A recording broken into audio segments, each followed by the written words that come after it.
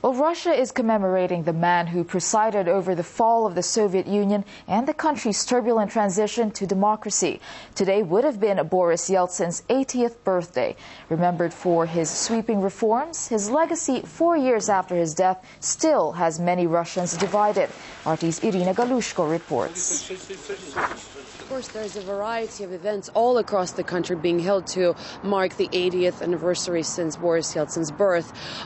Here in the center of Moscow at the Novodevichy Cemetery, people have been coming since the morning hours, laying down flowers, wreaths. His family was here among a lot of visitors. They flew in actually from Yekaterinburg, the hometown of the late former president, where main commemorative events were held.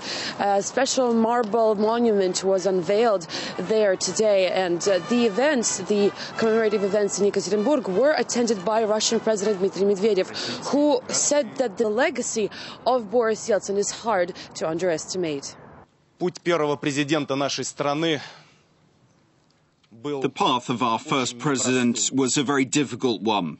Every single citizen of our country realizes this today. The first president always has his work cut out for him. He needs to change the entire political system. And this was the fate that befell Boris Yeltsin. We must admit that he was up to the task and stood his ground honorably. The modern but not perfect country we live in today was created thanks to Boris Yeltsin and everyone who helped him build the foundations of a new nation. Also in Yekaterinburg, a memorial center honoring the late former president will be opened, and that will be dedicated to civil society and human rights, something which a lot of people in Russia connect Boris Yeltsin with. A lot of people say that he took over at the very hard time for Russia. The country, the Soviet Union was dissolving at that point, and a lot of things were falling apart literally and proverbially, and it was really a hard task for any leader. And Boris Yeltsin tried to do his best. A lot of people say that he took over and put further implications and further extensions to perestroika, that he essentially started democracy in Russia. At the same time, a lot of people say that the economic reforms which he conducted or allowed to be conducted were not done properly, and a lot of people seemed to suffer from them. So again, even 4 years after his death, a lot of people cannot come to one conclusion of what Boris Yeltsin remains for Russia. Well, my colleague Oksana Boyka spoke to some people who were close to him, and she shares their views in this report.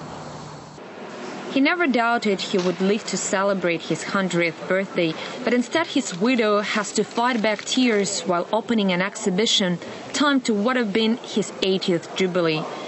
In nearly 4 years since Boris Yeltsin's death, the agony of loss has given way to quiet remembrance. He really liked family gatherings, birthdays. We usually celebrated with our daughters. Most of these photos show Yeltsin in his early years in power, when he had the backing of almost the entire country.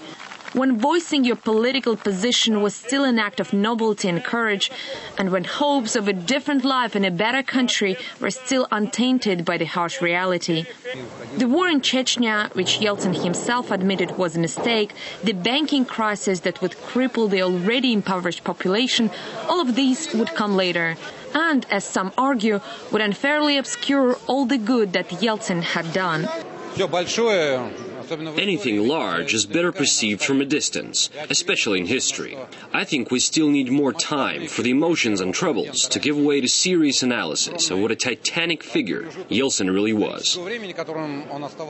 Vladimir Shevchenko served as his head of protocol for more than 8 years.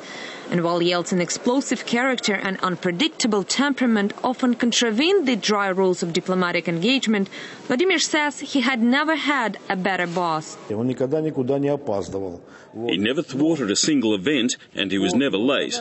But emotionally, he could be absolutely unpredictable and do what no one expected him to do, like his famous conducting of an orchestra, for example. And again, he was overwhelmed by emotions. He turned his head and saw that Shevchenko was the only one who was objecting and dragging him away. All the other people around him were applauding. He was ushered into power by the great hopes of his people. He left office full of regrets for not fulfilling all of them. And it was only after Yeltsin passed away that his country can start to examine his legacy in all its complexity. Yeltsin's 70th birthday was celebrated with far fewer accolades, but one decade later, even those who criticized him very harshly are growing a bit more gracious in their assessment of his character and his policies, because even they have come to realize that with all his ups and downs, Yeltsin was the very epitome of Russia in the 1990s. Oksana Boyko, RT, Moscow. So as controversial a figure as Boris Yeltsin may be, he is still not likely to be forgotten by Russians for a very long time. Well, coming up, RT's Al Gurnov interviews the widow of Russia's first president. Naina Yeltsina shared details about some of the difficult decisions her husband had to make during his time in office. It was a time when there were ration cards and when there was nothing at all in stores, and more importantly, there was nothing left to stock them up. When he became president in 1991, what did he have to do? Sit and wait for riots to begin? I remember very well when President Mitterrand came with a visit in 1991, and then Chancellor Kohl came later. They both said the same thing. No, actually Mitterrand said that in 1995, when he came to Russia to attend the V-Day celebrations. He was already very ill at the time. We had a long conversation and he said, "You know, I came here because of your husband."